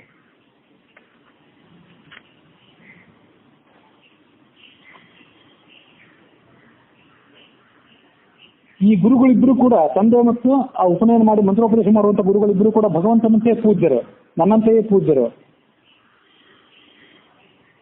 ಆ ಎರಡನೇ ಗುರು ಮೊದಲನೇ ಗುರುವಿಗಿಂತ ಅಧಿಕನಾದವನು.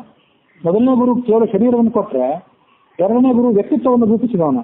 ಹಾಗಾಗಿ ಮೊದಲನೇ ಗುರುವಿಗಿಂತ, ತಂದೆಗಿಂತ ವಿದ್ಯೋಪದೇಶಕನಾದವನು ಹೆಚ್ಚಿನ ದೊಡ್ಡ ಗುರು.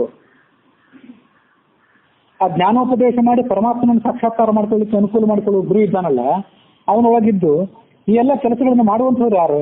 ನಾನೇ ಅವನೊಳಗಿದ್ದೇ ಈ ಎಲ್ಲ ಕೆಲಸಗಳನ್ನು ಮಾಡಿಸಿಕೊಡ್ತೇನೆ ಅಂತ ಹೇಳಿದ ಕೃಷ್ಣ.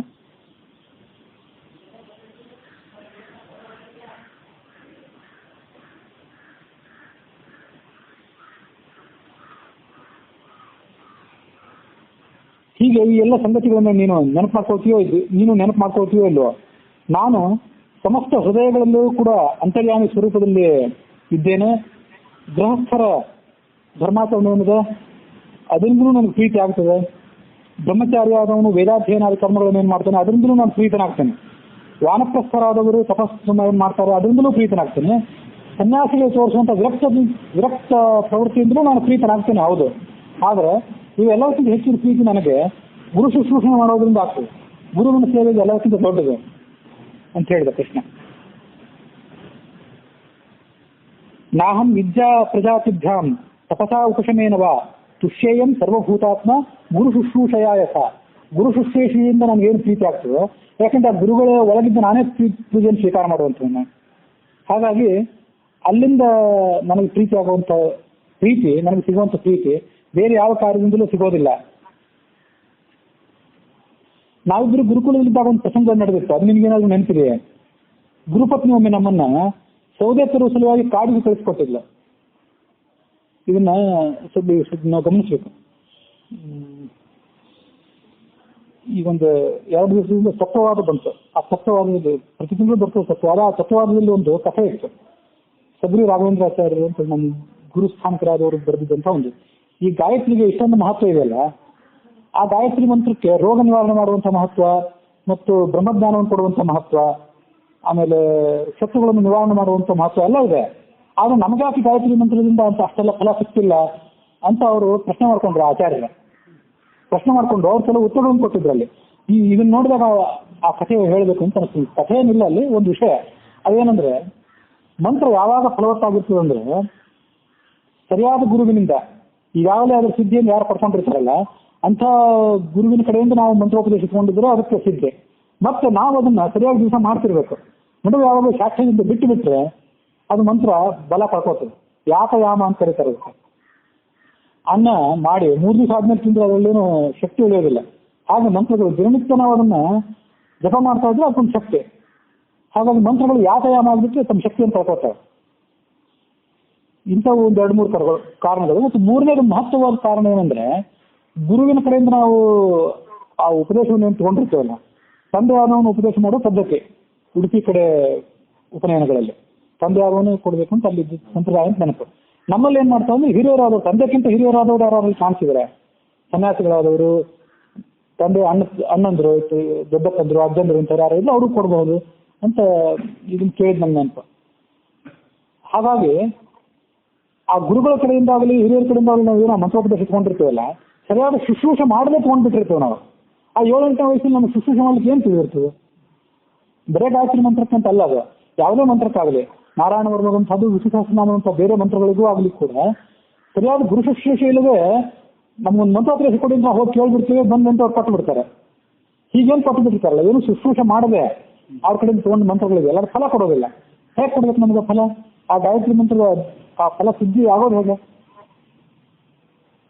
ಆ ಶಮೀಕ ಋಷಿಯ ಮಗ ಗಾಯತ್ರಿ ಮಂತ್ರದ ಪ್ರಭಾವದಿಂದನಾಗಿ ನಮ್ಮ ಅಪ್ಪನಿಗೆ ಹಾವಿನ ಅಲಂಕಾರ ಮಾಡಿ ಹೋದ್ನಲ್ಲ ಪರೀಕ್ಷಿತ, ಆತ ಸರ್ಪ ಕಡಿದು ಸಾಯಲಿ ಅಂತ ಶಾಪ ಕೊಟ್ಟಿದ್ದ.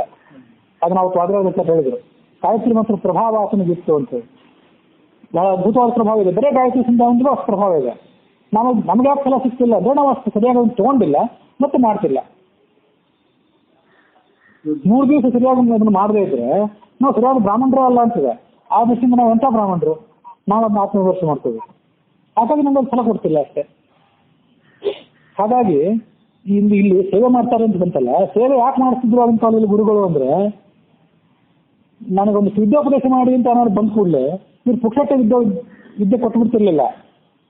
ಆ ವಿದ್ಯೆ ಕಲಿಬೇಕು ಅಂತ ಬಂದವನಿಗೆ ನಿಜವಾದ ಒಂದು ಅರ್ಹತೆ, ಕಲಿಬೇಕು ಅನ್ನೋ ಕಾತರ ಅವನಿಗೆ ಇದೆಯೋ ಇಲ್ಲೋ ಅಂತ ಪರೀಕ್ಷೆ ಮಾಡ್ತಿದ್ರು. ಹಾಗಾಗಿ ಮೊದಲು ಒಂದು ಸ್ವಲ್ಪ ದಿವಸ ಅಥವಾ ಕೆಲವು ವರ್ಷ ಅಥವಾ ಕೆಲವು ದಶಕಗಳು ದನ ಕಾಯ್ಲಿಕ್ಕೆ ಹಚ್ತಿದ್ರು, ಕಟ್ಟಿಗೆ ತುಂಬ ಅಂತ ಹೇಳ್ತಿದ್ರು, ಅಡುಗೆ ಮಾಡುವಂತಿದ್ರು. ಅವ್ರು ಮಾಡ್ತಿದ್ದ ಕೆಲಸಗಳೇ ಇಲ್ಲ, ಬಟ್ಟೆನ ಒಗಿಸ್ತಿದ್ರು ಏನೋ. ಅಷ್ಟೆಲ್ಲ ತಾಳ್ಮೆಯಿಂದ ಗುರು ಶುಶ್ರೂಷೆ ಮಾಡಿದವನು ಇನ್ನೂ ಆ ಗುರುಕುಲದಲ್ಲಿ ಉಳಿದ ಅಂದ್ರೆ ಇವನಿಗೆ ವಿದ್ಯೆ ಕಲಿಬೇಕು ಅನ್ನುವ ಕಾತರ ಇದೆ ಅಂತ ತಿಳ್ಕೊತಿದ್ರು ಗುರುಗಳು. ಮುಂದೆ ಅವ್ರು ಹೇಳ್ಕೊಡೋದು ಬಹಳ ಉಳಿತಿರ್ಲಿಲ್ಲ. ನಾವು 12 ವರ್ಷ ಓದ್ತಿದ್ವಿ, ಹೌದು, ಆಗಿನ ಕಾಲದಲ್ಲಿ 12 ವರ್ಷ ಓದ್ತಿದ್ರು, ಇಲ್ಲ ಅಂತ ಅನ್ನೋದಿಲ್ಲ. ಆದ್ರೆ ಕೆಲವು ಗುರುಗಳು ತಲೆ ಮೇಲೆ ಕೈ ಇಟ್ಟರೆ ಸಾಕಾಗ್ತಿತ್ತು. ಗುರುಗಳು ಆಗಿದ್ರು, ಶಿಷ್ಯರು ಆಗಿದ್ರು. 12 ವರ್ಷ ಸೇವೆ ಮಾಡಿದಲ್ಲಿ ನಮ್ದು ಇನ್ನು ವಿದ್ಯೋಪದೇಶ ಒಂದೇ ದಿವಸ. ಇಂಥ ಕೆಲವು ಉದಾಹರಣೆ ಪುರಾಣದಲ್ಲಿ ನಾನು ನೋಡಿದ್ದೀನಿ. ಈ ಸದ್ಯ ನಮ್ಗೆ ನೆನಪಿಗೆ ಬರ್ತಿಲ್ಲ. 12 ವರ್ಷ ಸೇವೆ ಮಾಡಿಸ್ಕೊಂಡು ಅವನ ಅರ್ಹತೆಯನ್ನು ಪರೀಕ್ಷೆ ಮಾಡಿ ಮುಗಿದೋಯ್ತು. ಒಂದು ದಿವಸದಲ್ಲಿ ನಾನು ತಲೆ ಮೇಲೆ ಕೈ ಇಟ್ಬಿಟ್ರೆ ಮುಗಿದೋಯ್ತು. ಆತ ವಿದ್ಯೆ ಕೊಟ್ಟ ಇನ್ನು ತಗೊಂಡ. ಹೀಗೆ ಆ ಗುರು ಶುಶ್ರೂಷೆ ಮಾಡಿ ಪಡ್ಕೊಂಡಂತಹ ವಿದ್ಯೆ ಇದೆ, ಅದಕ್ಕೆ ಬಹಳ ಮಹತ್ವ. ಗುರು ಶುಶ್ರೂಷೆಯ ವಿದ್ಯೆ ಅಂತ ಭಗವದ್ಗೀತೆಯಲ್ಲೂ ಅಂತ ಒಂದೆಲ್ಲ ಮಾತಿದೆ ಅಂತ ಆ ಶ್ಲೋಕ ನಂಗೆ ನೆನಪಿಗೆ ಬರ್ತಿಲ್ಲ. ಮುಂಬೈ ವಿದ್ಯಾರ್ಥಿ ಗುರು ಶುಶ್ರೂಷೆ ಮಾಡಬೇಕು, ಮಾಡಿ ಅದರ ಆ ವಿದ್ಯೆ ಮಹತ್ವವನ್ನು ಪಡ್ಕೊಳ್ಬೇಕು. ಆದ್ರೆ ಇನ್ನೂ ಸ್ವಲ್ಪ ಬೇರೆ ಬೇರೆ ಥರದ ಗುರುಗಳು ಕಾಣಿಸ್ತಾರೆ. ಬರೀ ಶುಶ್ರೂಷೆ ಮಾಡಿಸ್ಕೊಂಡು ಅಷ್ಟು ಒಂದೇ ದಿವಸದಿಂದ ಇಡೀ ವಿದ್ಯೆಯನ್ನೆಲ್ಲ ವರ್ಗಾವಣೆ ಮಾಡೋ ಶಕ್ತಿ ಅವ್ರಿಗೂ ಇರೋದಿಲ್ಲ.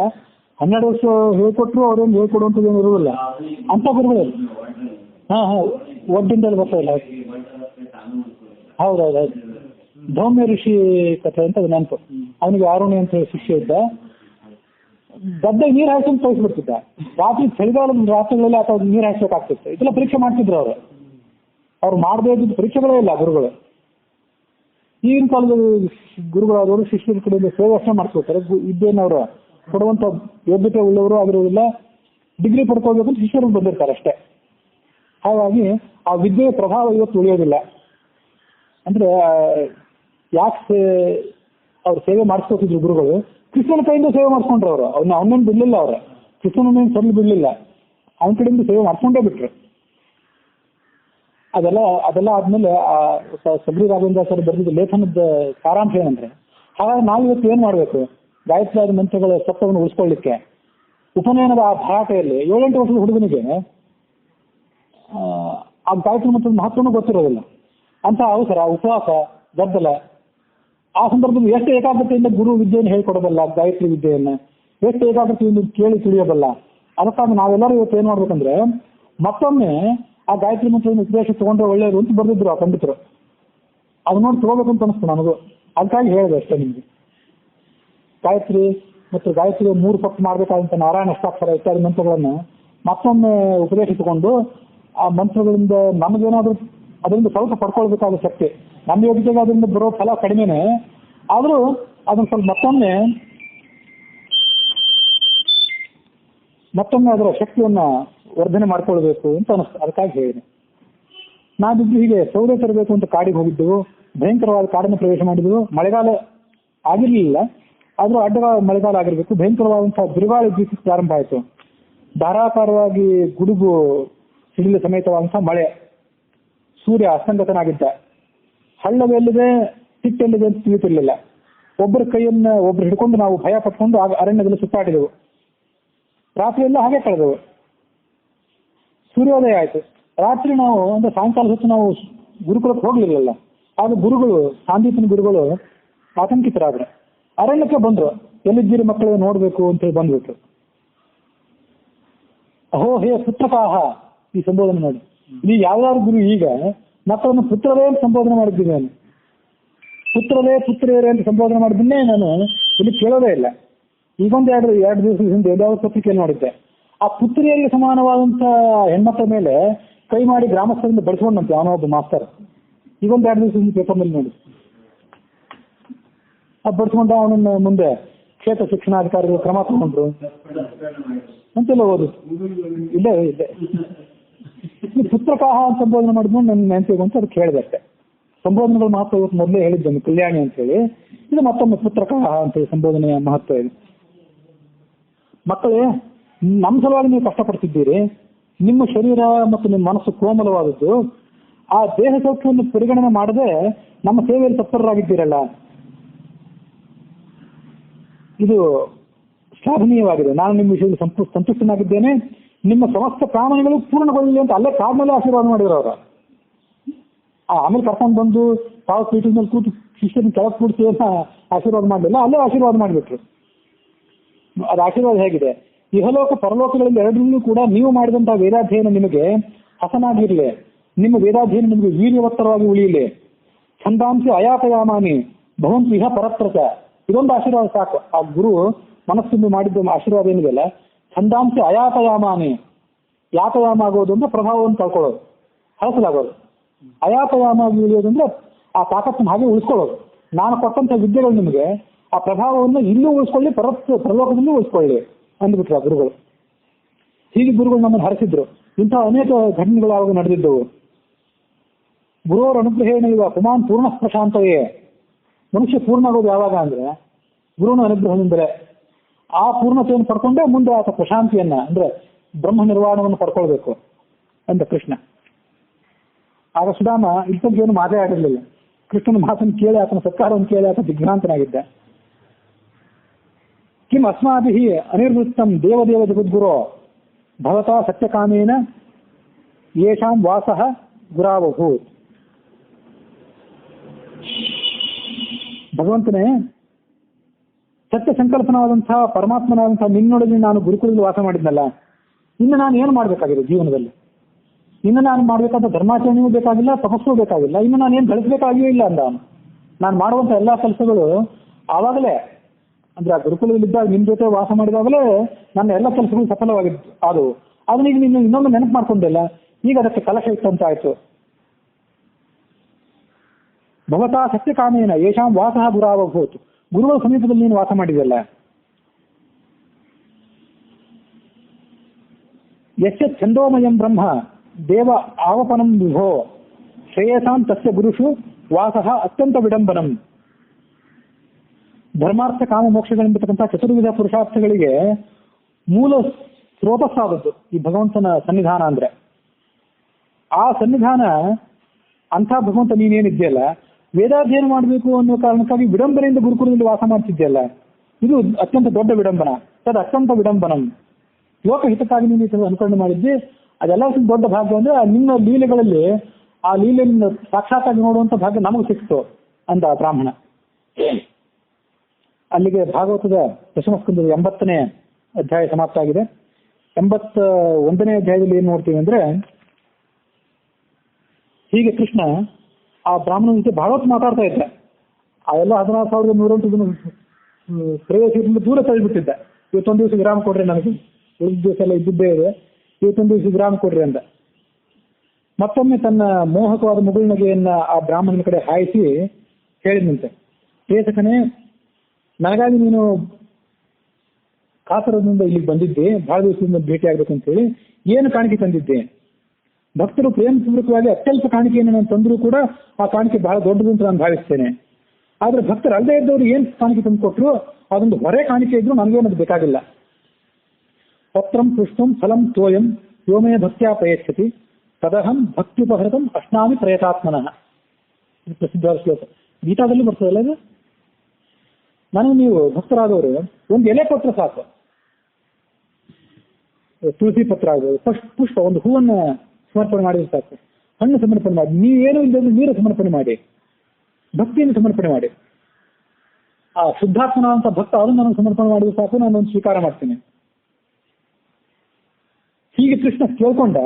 ಆದ್ರೆ ಆ ಮಿತ್ರನಿಗೆ, ಆ ಸುಧಾಮನಿಗೆ ತಾನು ತಂದಂತಹ 2 ಮುಷ್ಟಿ ಅವಲಕ್ಕಿಯನ್ನ ಆ ಶ್ರೀಪತಿಗೆ ಲಕ್ಷ್ಮೀನಾರಾಯಣನಿಗೆ ಅದನ್ನು ಕೊಡಬೇಕು, ಹೇಗೆ ಕೊಡಬೇಕು ಅಂತ ತಿಳಿಯಲಿಲ್ಲ. ಅವನಿಗೆ ತಲೆ ತಗ್ಗಿಸಿ ಕೂತ್ಕೊಂಡ್ಬಿಟ್ಟ. ಕೃಷ್ಣ ಸಕಲ ಪ್ರಾಣಿಗಳ ಹೃದಯಾಂತರ್ಯಾಮಿ, ಆತ ಸಾಕ್ಷಿ. ಈ ಬ್ರಾಹ್ಮಣ ಇಲ್ಲಿ ಯಾಕೆ ಬಂದ, ಇದು ಹಿಂದಿನ ಹಿನ್ನೆಲೆ ಏನು ಎಲ್ಲ ಗೊತ್ತಾಗ್ಬಿಡ್ತ ಅವನಿಗೆ.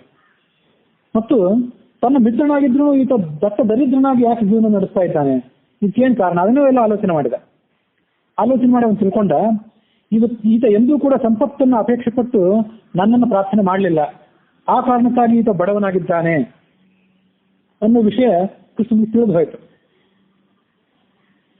ತಿಳಿದು ಅವನೇನು ಆಲೋಚನೆ ಮಾಡಿದ ಅಂದ್ರೆ, ತನ್ನ ಈ ಪ್ರಿಯ ಮಿತ್ರನಿಗೆ ಮತ್ತು ಆತನ ಪತಿವ್ರತೆಯಾದಂಥ ಪತ್ನಿಗೆ ಏನನ್ನಾದ್ರೂ ಅನುಗ್ರಹ ಮಾಡಬೇಕು ಅಂತ ಆಲೋಚನೆ ಮಾಡಿದ ಕೃಷ್ಣ. ಇಲ್ಲಿ ಮಾತಿದೆಲ್ಲ, ಸಂಪತ್ಕಾಮನಾಗಿ ನನ್ನನ್ನ ಈ ಬ್ರಾಹ್ಮಣ ಪ್ರಾರ್ಥನೆ ಮಾಡ್ಕೊಳ್ಳಿಲ್ಲ ಅಂತ ಕೃಷ್ಣ ಆಲೋಚನೆ ಮಾಡಿದ ಅಂತ. ಅದು ಎಷ್ಟೋ ಬಾರಿ ನಾವು ಸಂಪತ್ಕಾಮರಾಗಿ ಸಂಪತ್ತನ್ನು ಬಯಸಿ ಭಗವಂತನನ್ನು ಕೇಳ್ಕೊಳ್ಬೇಕಾಗಿಲ್ಲ, ಕೇಳ್ಕೊಳ್ದಾದ್ರೂ ಅವ್ನು ಕೊಡ್ತಾನೆ ಎಷ್ಟೋ ಸರಿ, ಕೆಲವು ಸರಿ ಕೇಳ್ಕೊಂಡ್ರು ಕೊಡೋದಿಲ್ಲ. ಅಂದ್ರೆ ಇಲ್ಲೇನ್ ಮಾತಿದೆಯಲ್ಲ, ಸಂಪತ್ತನ್ನು ಅಪೇಕ್ಷೆ ಪಟ್ಟು ಈ ಬ್ರಾಹ್ಮಣ ನನ್ನನ್ನು ಕೇಳಲಿಲ್ಲ, ಹಾಗಾಗಿ ಈತ ಬಡವನಾಗಿದ್ದಾನೆ ಅನ್ನೋ ಮಾತಿದೆಯಲ್ಲ, ಈ ಮಾತಿಗೆ ಮತ್ತೆ ಏನಾದ್ರು ಗಹನಾರ್ಥ ಇದ್ದಿರಬೇಕು ಅಂತ ನನ್ನ ಆಲೋಚನೆ.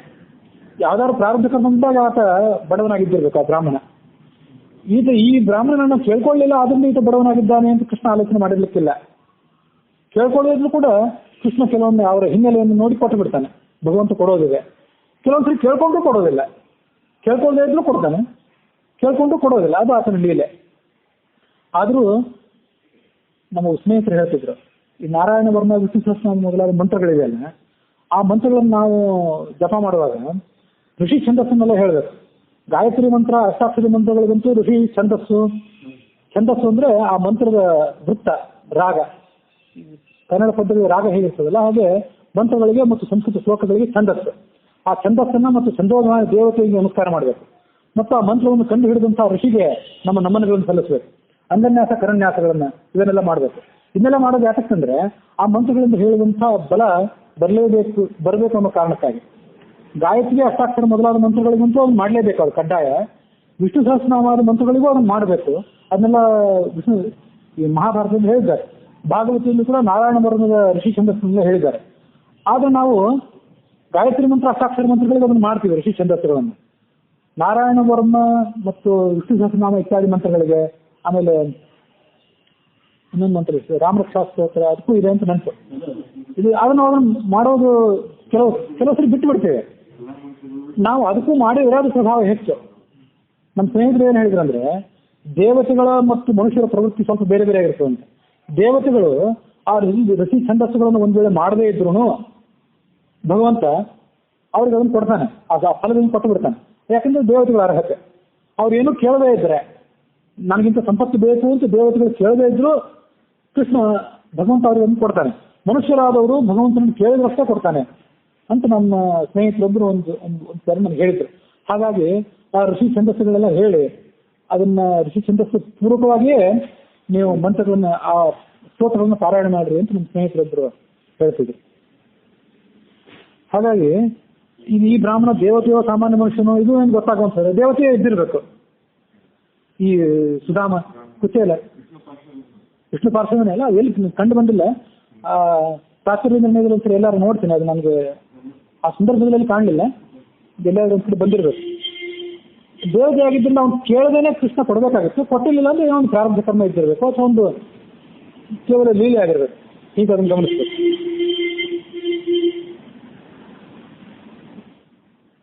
ದೇವತೆಗಳಿಗೂ ಸಿಗಲಾರದಂತ ಐಶ್ವರ್ಯವನ್ನ ಆ ಸುಧಾಮನಿಗೆ ಕೊಡಬೇಕು ಅಂತ ಕೃಷ್ಣ ಆಲೋಚನೆ ಮಾಡಿ ಅವನ ಕಂಕಳಿಗೆ ಕೈ ಹಾಕ್ಬಿಟ್ಟ. ಅದು ಅವಲಕ್ಕಿ ಇದ್ದದ್ದು ಅವನಿಗೆ ಗೊತ್ತಿತ್ತು. ಆ ಅವಲಕ್ಕಿಯನ್ನು ಕಿತ್ಕೊಂಡ್ಬಿಟ್ಟ.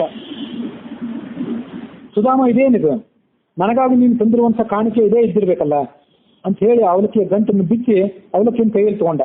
ನನಗಾಗಿ ಅವಲಕ್ಕಿ ತಂದಿದ್ದೀಯಲ್ಲ ನೀನು, ಇದು ನನಗೆ ಬಹಳ ಪ್ರಿಯವಾದಂತ ಭಕ್ಷ್ಯ. ಇದು ನನ್ನನ್ನು ಮಾತ್ರ ತೃಪ್ತಿಪಡಿಸೋದಲ್ಲ, ಇಡೀ ವಿಶ್ವವನ್ನ ತೃಪ್ತಿಪಡಿಸ್ತದೆ ಇದು ಅಂದ ಕೃಷ್ಣ. ಒಂದು ಮುಷ್ಟಿ ಅವಲಕ್ಕಿಯನ್ನು ತನ್ನ ಬಾಯಲ್ಲಿ ಹಾಕೊಂಡು ಅದನ್ನ ಜಗಿದು ನುಂಗಿದ. ಮತ್ತೊಂದು ಮುಷ್ಟಿಯನ್ನ ಹಾಕೊಂಡ, ಅದನ್ನು ಬಾಯಲ್ಲಿ ಹಾಕೊಂಡು ಜಗಿಲಿಕ್ಕೆ ಪ್ರಾರಂಭ ಮಾಡಿದ. ಇನ್ನೊಂದು ಮುಷ್ಟಿ ತಗೊಂಡ, ಮೂರನೇ ಮುಷ್ಟಿ. ಅದನ್ನು ತಗೊಂಡು ಬಾಯಲ್ಲಿ ಹಾಕೊಳ್ಬೇಕು ಅಂತ ಆತ ಪ್ರವೃತ್ತಿ ಮಾಡ್ತಿದ್ದಂತೆ ಆತನ ಪತ್ನಿ ಆದಂತಹ ಆತನ ಚರ್ಯಗಳನ್ನು ಗಮನಿಸಿದ್ದಂತೆ ರುಕ್ಮಿಣಿ ಅವನ ಕೈಯನ್ನು ಹಿಡಿದು ಬಿಟ್ಲ. ಸಾಕು ಅಂದ್ಬಿಟ್ಲ. ಏತಾವತ ಅಲಂ ವಿಶ್ವಾತ್ಮನ ಅಂತ ಕೃಷ್ಣನೇ ಇಷ್ಟೇ ಸಾಕು ಅಂದ್ಲು. ಸರ್ವ ಸಂಪತ್ ಸಮೃದ್ಧಿಯನ್ನು ಕೊಡಬೇಕು ಅಂತ ತೀರ್ಮಾನ ಮಾಡಿದ್ದಾರೆ, ಇಷ್ಟು ಸಾಕು ಅಂದ್ಲು ಆಕೆ. ಅಸ್ಮನ್ ಲೋಕೆ ಅಥವಾ ಅಮುಷ್ಮಿನ್ ಲೋಕೆ ತೋಷ ಕಾರಣಂ. ಈ ಲೋಕದಲ್ಲಿ ಮತ್ತು ಅವತಾರಾನಂತರದಲ್ಲಿ ಈ ಬ್ರಾಹ್ಮಣನಿಗೆ ನೀನು ಸಂಪತ್ ಸಮೃದ್ಧಿಯನ್ನು ಕೊಡ್ಲಿಕ್ಕೆ ಮನಸ್ಸು ಮಾಡಿದ್ದಿ, ಅದಕ್ಕಾಗಿ 2 ಮುಷ್ಟಿ ಅವಲಕ್ಕಿ ತಿಂದಿದ್ದಿ, ಇಷ್ಟು ಸಾಕು, ನೀನು ಇದರಿಂದ ಸಂತೃಪ್ತಿ ಆಗಿದ್ದಿ, ನೀನು ಸಾಕು ಅಂತ ಆ ಅವಲಕ್ಕಿ ಕಿತ್ಕೊಂಡ್ಬಿಟ್ಲು ರುಕ್ಮಿಣಿ. ಆ ಅವಲಕ್ಕಿ ಕಥೆ ಅಲ್ಲಿಗೆ ಮುಗೀತು. ಆ ವ್ಯಾಖ್ಯಾನಕಾರರು ಮತ್ತು ಭಾಗವತ ನೋಡುವಂಥ ಬೇರೆಯವರು ಅವಲಕ್ಕಿ ಯಾಕೆ ಆಸರ ಕಿತ್ಕೊಂಡ್ಲ ರುಕ್ಮಿಣಿ ಅಂತ ಅನ್ನೋದಕ್ಕೆ ತಮ್ಮ ಭಾವನಾತ್ಮಕ ಕಾರಣಗಳನ್ನ ಅವರು ಹೇಳ್ತಾರೆ. ನಿನ್ನ ಪ್ರಿಯ ಸ್ನೇಹಿತ ಆಸುದೂರದಿಂದ ಬಂದಿದ್ದಾನೆ ಅವಲಕ್ಕಿ ತಗೊಂಡು, ನೀನೊಬ್ಬನೇ ತಿಂದ್ಬಿಡ್ತೀಯಲ್ಲ ಅವಲಕ್ಕಿನೆಲ್ಲ, ನಾವು ಇನ್ನೂ 16,108 ಜನ ಇದ್ದೇವೆ, ನಮಗೊಂದೊಂದು ಕಾಳಾದ್ರೂ ಸಿಗಲಿ ಅಂದವಳು ಅಂತ ಆಲೋಚನೆಯಿಂದ ಆ ಅವಲಕ್ಕಿ 3ನೇ ಮುಷ್ಟಿಯನ್ನ ಆತ ತಿನ್ನೋದನ್ನು ತಡೆದಳು ಅಂತ ಒಂದು ಕಾರಣ. ಇಂಥ ಪ್ರತಿಕೂಲ ಅವಲಕ್ಕಿಯನ್ನು ಕೃಷ್ಣ ಎಂದು ತಿಂದವನಲ್ಲ. ಮೆತ್ತಗಿನ ಪಕ್ವವಾದಂತಹ ಭಕ್ಷ್ಯ ಭೋಜ್ಯಗಳನ್ನೇ ಅರಮನೆಯಲ್ಲಿ ತಿಂದವನು. ಇಂಥ ಒಣ ಅವಲಕ್ಕಿಯನ್ನು ಕೃಷ್ಣ ತಿಂದ್ರೆ ಆತನಿಗೆ ಹೊಟ್ಟೆ ನೋವು ಬಂದಿತ್ತು ಅನ್ನೋ ಕಾಳಜಿಗಾಗಿ ಅವನು ಉಪಚಾರ ಮಾಡಬೇಕಾದವಳು ನಾನೇ ಅಲ್ಲ, ಮತ್ತೆ ಆಮೇಲೆ ಅವನಿಗೇನಾದ್ರೂ ಆದ್ರೆ ಅಂತ ಭಾವಿಸಿ ಮುಂದೆ ಅದನ್ನು ತಿನ್ನೋದಂತೆ ತಡೆದಳು ಅಂತ ಮತ್ತೊಂದು ಕಾರಣ. ಮತ್ತೊಂದು ಕಾರಣ ಏನಂದ್ರೆ, 2 ಮುಷ್ಟಿ ಅವಲಕ್ಕಿ ತಿಂದೆ, ಅವನಿಗೆ ಅವನ ಹೆಂಡತಿಗೆ ಬೇಕಾದ ಐಶ್ವರ್ಯವನ್ನು ಕೊಡುವವನಿದ್ದೆ, ಈಗಾಗಲೇ ಕೊಟ್ಟು ಬಿಟ್ಟಿದ್ದೆ ನೀನು. ಇನ್ನು 3ನೇ ಮುಷ್ಟಿ ಅವಲಕ್ಕಿ ತಿಂದ್ರೆ ಇನ್ನವನಿಗೆ ನೀನು ಇನ್ನೇನು ಕೊಡುವವನಿದ್ದೆ? ನಿನ್ನನ್ನೇ ನೀನು ಕೊಟ್ಕೋಬೇಕಾಗ್ತದೆ, ನಿನ್ನನ್ನು ನನ್ನನ್ನು ಇಬ್ಬರನ್ನು ಕೂಡ ಬ್ರಾಹ್ಮಣಿಗೆ ದಾನ ಮಾಡ್ಕೋಬೇಕಾಗ್ತದೆ. ಅದು ಬೇಡ, ಇಷ್ಟು ದಾನ ಮಾಡಿದ್ರೆ ಇಷ್ಟು ಸಾಕು ಅನ್ನೋ ಕಾರಣಕ್ಕಾಗಿ ಆಕೆ ಆ ಅವಲಕ್ಕಿಯನ್ನ 3ನೇ ಮುಷ್ಟಿ ಅವಲಕ್ಕಿಯನ್ನು ಕೃಷ್ಣ ತಿನ್ನೋದನ್ನು ತಡೆದಳು ಅಂತ ನಾವು ಆ ಕಥೆಗಳಲ್ಲಿ ಅವಲಕ್ಕಿಯ ಕಥೆಯಲ್ಲಿ ಗಮನಿಸ್ತೇವೆ. ಸುಧಾಮ ರಾತ್ರಿ ಕೃಷ್ಣನ ಅರಮನೆಯಲ್ಲಿ ಉಳ್ಕೊಂಡ. ಕೃಷ್ಣಾನ್ನದ ಭೋಜನವನ್ನ ಕೃಷ್ಣ ಆತನಿಗೆ ಮಾಡಿಸಿದ. ನಾನೇನು ಸ್ವರ್ಗದಲ್ಲಿದ್ದೇನೋ ಅಂತ ಅನಿಸ್ಬಿಡ್ತು ಅವನಿಗೆ, ಆ ಬ್ರಾಹ್ಮಣನಿಗೆ. ಅಂತ ಅರಮನೆ ಅಂತ ಊಟ ಎಲ್ಲ ಅವನು ಮಾಡಿರಬೇಕು. ಬೆಳಗಾಯ್ತು, ತನ್ನ ಕರ್ಮಗಳನ್ನು ಮುಗಿಸ್ಕೊಂಡು ಪ್ರಯಾಣಕ್ಕೆ ಸಿದ್ಧನಾದ. ಭಗವಂತನ ನೋಡ್ಬೇಕು ಅಂತ ಆತನಿಗೆ ಗುರಿ ಇತ್ತು, ನೋಡಿದ, ಸಂತುಷ್ಟನಾಗಿಬಿಟ್ಟ, ಪ್ರಯಾಣ ಮಾಡಿಬಿಟ್ಟ. ಕೃಷ್ಣನು ಕೂಡ ಹೋಗಿ ಬರ್ತೀಯ ಅಂತಂದ, ನಿಮ್ಗೆ ಏನ್ ಬೇಕು ಅಂತ ಕೇಳಲಿಲ್ಲ, ಸ್ವಲ್ಪ ದೂರ ಹೋಗಿ ಆತನ ಕೈ ಕೊಟ್ಟುಬಿಟ್ಟ. ಪತ್ನಿಯ ಪ್ರೇರಣೆಯಿಂದ ಐಶ್ವರ್ಯ ಕಾಮನಾಗೀತ ಬಂದಿದ್ದಾನೆ ಅಂತ ಭಗವಂತನಿಗೆ ಗೊತ್ತಿದ್ರು ಏನೂ ಕೇಳಲಿಲ್ಲ. ಐಶ್ವರ್ಯವನ್ನು ಹೊರಗೆ ಕೊಟ್ಟು ಕಳಿಸಲಿಲ್ಲ ಅವನಿಗೆ. ಸುಧಾಮನಿಗೂ ಕೂಡ ನಾಚಿಕೆಯಿಂದ ನಾಚಿಕೆ ಆಗಿತ್ತು, ಕೃಷ್ಣನ್ ಕೇಳಬೇಕು ಅಂತ ಅನಿಸ್ಲಿಲ್ಲ. ಕೃಷ್ಣನ್ ದಿವ್ಯ ದರ್ಶನದಿಂದ ಆತ ಸಂತೃಪ್ತನಾಗಿಬಿಟ್ಟಿದ್ದ. ಮುಂದೆ ಹೋಗ್ಬಿಟ್ಟ ಅವನು. ಏನ್ ಆಶ್ಚರ್ಯ, ಎಂಥ ಆನಂದ ಇದು! ಬ್ರಾಹ್ಮಣರನ್ನೇ ತನ್ನ ಇಷ್ಟ ದೇವತೆಗಳು ಅಂತ ಭಾವಿಸ್ತಾನಲ್ಲ ಈ ಕೃಷ್ಣ. ಅಂತ ಕೃಷ್ಣನನ್ನು ನಾನು ಇವತ್ತು ನೋಡಿದ್ನಲ್ಲ, ನಾನೇ ಧನ್ಯ. ಯಾವನ ವಕ್ಷಸ್ಥಳದಲ್ಲಿ ಲಕ್ಷ್ಮೀದೇವಿ ಸದಾ ಆರಾಧಿಸ್ತಾ ಇರ್ತಾಳೋ ಅಂಥ ಲಕ್ಷ್ಮೀ ರಮಣ ಇವತ್ತು ನನ್ನನ್ನ ಆಲಿಂಗನ ಮಾಡ್ಕೊಂಡಲ್ಲ. ಕ್ವಾಹಂ ದರಿದ್ರ ಪಾಪೀಯಾನ್, ನಾನು ದಟ್ಟ ದರಿದ್ರ, ನಾನು ಪಾಪಿಷ್ಠ. ಕೃಷ್ಣ ಶ್ರೀನಿಕೇತನ್ ಮತ್ತು ಬ್ರಹ್ಮನ್ ಬಂಧುವ, ನನ್ನಲ್ಲಿ ಆತ ಏನ್ ದೊಡ್ಡ ಗುಣ ಕಂಡಿರ್ಬೇಕು? ಬ್ರಾಹ್ಮಣ ಜಾತಿಯಲ್ಲಿ ಹುಟ್ಟಿದ್ದೇನೆ ಅಂತ ನಾನು ಗೌರವ ಕೊಟ್ಟೆ ಅವನು. ಅದು ಆತನ ದೊಡ್ಡಸ್ತಿಕೆ. ಅದು ಬಿಟ್ಟು ನಾನೇನು ದೊಡ್ಡ ತಪಸ್ಸು ಮಾಡಿದ್ದೇನೆ, ನಾನೇನು ಆತನ ಮೇಲೆ ಪ್ರಭಾವ ಬೀರುವಂತ ಶಕ್ತಿ ನಾನು ಗಳಿಸ್ಕೊಂಡಿದ್ದೇನೆ, ಏನೂ ಇಲ್ಲ. ನನ್ನನ್ನು ಸೋದರ ಸಮಾನವಾಗಿ ಭಾವಿಸಿ ತನ್ನ ಪ್ರೇಯಸಿಯೊಂದಿಗೆ ತಾನು ಪಗಡಿಸುವಂತಹ ಹಾಸಿಗೆ ಮೇಲೆ ಕೂರಿಸಿದ್ನಲ್ಲ, ಅವನ ಪತ್ನಿಯು ಕೂಡ ನನಗೆ ಚಾಮರ ಬೀಸಿದ್ದಿಲ್ಲ. ನನ್ನ ಕಾಲು ಹೊತ್ತಿದ, ಗಂಧವನ್ನು ಹಚ್ಚಿದ, ವಸ್ತ್ರವನ್ನು ಹೊದಿಸಿದ, ನನಗೆ ದೇವತೆಗಳನ್ನ ಆರಾಧನೆ ಮಾಡುವಂತೆ ಮಾಡಿದ. ಇದೆಲ್ಲ ಕೃಷ್ಣ ನನಗೆ ಮಾಡಿದ್ನಲ್ಲ, ಇದರ ಮಹತ್ವವೇನು? ಹೀಗೆ ಅವನು ಅಲ್ಲಿಂದ ಹೋಗುವಾಗ ನಾನು ಬರಿಗೈಲಿದ್ದೇನೆ ಅಂತ ಅನಿಸಲೇ ಇಲ್ಲ ಅವನಿಗೆ. ಅವನ ಮನಸ್ಸು, ಅವನ ಆತ್ಮ ತುಂಬಿ ಹೋಗಿತ್ತು. ಅಧನೋಯಂ ಧನಂ ಪ್ರಾಪ್ಯ,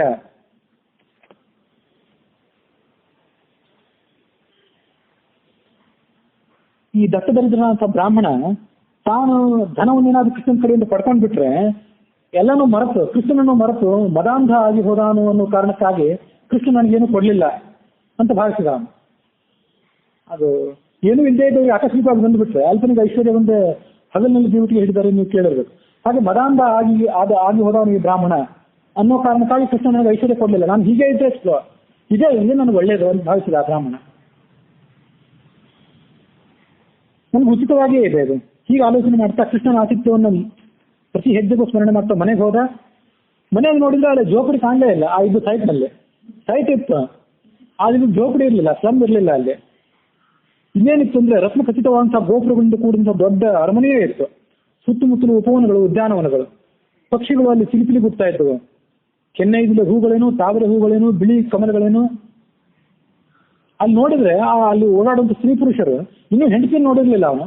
ಆ ಸ್ತ್ರೀ ಪುರುಷರು ಹರಿಣಾಕ್ಷಿಯರ ಅಂತ ಸ್ತ್ರೀ ಪುರುಷರು, ಜಿಂಕೆ ಕಣ್ಣಿನಂತ ಕಣ್ಣುಳ್ಳಂತಹ ಸ್ತ್ರೀ ಪುರುಷರು ಅಲ್ಲಿ ಓಡಾಡ್ತಿದ್ರು. ಸರ್ವಾಲಂಕಾರ ಸಮಲಂಕೃತರಾಗಿ ಅವರು, ಆ ದಾಸಿಯರೇ. ಇದೇನಿದು, ಯಾರ ಮನೆ ಇದು? ಕಿಮಿದಂ ಕಸ್ಯವಾಸ್ಥಾನಂ ಕಥಂ ತದಿತ್ಯಭೂತ್. ಇದು ನಾನಿದ್ದ ಮನೆ ಇದು ಹೌದೋ ಅಲ್ಲ? ಅದು ಹೌದಾಗಿದ್ದರೆ ಈ ಮನೆ ಇಲ್ಲಿ ಬಂತ್ಯಾಕೆ, ಇದು ಹೀಗೆ ಆಯ್ಕೆ ಯಾಕೆ ಅಂತ ಆಲೋಚನೆ ಮಾಡಿದ. ಆ ನರನಾರಿಯರು ಓಡಾಡ್ತಾ ಇದ್ರಲ್ಲ ಅಲ್ಲಿ ಅರಮನೆ ಆ ಅಂಗಳದಲ್ಲಿ, ಅವರು ಗೀತವಾದ್ಯಗಳ ಸಮೇತರಲ್ಲಿ ಬ್ರಾಹ್ಮಣನ ಸ್ವಾಗತ ಮಾಡಿದರು ಈ ಮಾಲೀಕನನ್ನ. ಯಾಕಂದ್ರೆ ಅವರಿಗೆಲ್ಲ ಮಾಲೀಕ. ಪತಿದೇವ ಬಂದಿದ್ದಾನೆ ಅಂತ ಯಾರೋ ಆ ಬ್ರಾಹ್ಮಣತಿಗೆ ಹೋಗಿ ಹೇಳಿದ್ರು. ಅವಳಿಗೂ ಪರಮಾನಂದ ಆಯ್ತು. ಅವಳು ಓಡೋಡಿ ಬಂದು ಒಳಗಿಂದ. ಹೇಗೆ ಬಂದ್ಲು ಅಂದ್ರೆ ಕಮಲವನದಿಂದ ಲಕ್ಷ್ಮೀದೇವಿ ಓಡಿ ಬಂದಂತೆ ಕಾಣಿಸ್ತಾ ಇದ್ಲು. ಆ ಬ್ರಾಹ್ಮಣನ ಭಾಗ್ಯ ಅದು. ಆಕೆ ಕಣ್ಣುಗಳನ್ನು ಮುಚ್ಕೊಂಡಿದ್ಲು. ಆಕೆಗೆ ಪೂರ್ಣ ನಮಸ್ಕಾರ ಮಾಡ್ಲಿಕ್ಕೆ ಆಗಲಿಲ್ಲ ತನ್ನ ಗಂಡನಿಗೆ. ಮನಸ್ಸಿನಿಂದ ನಮಸ್ಕಾರ ಮಾಡಿದ್ಲು ಮತ್ತು ಮನಸ್ಸಿನಿಂದ ಆತನನ್ನ ಆಲಿಂಗನ ಮಾಡಿಕೊಂಡು.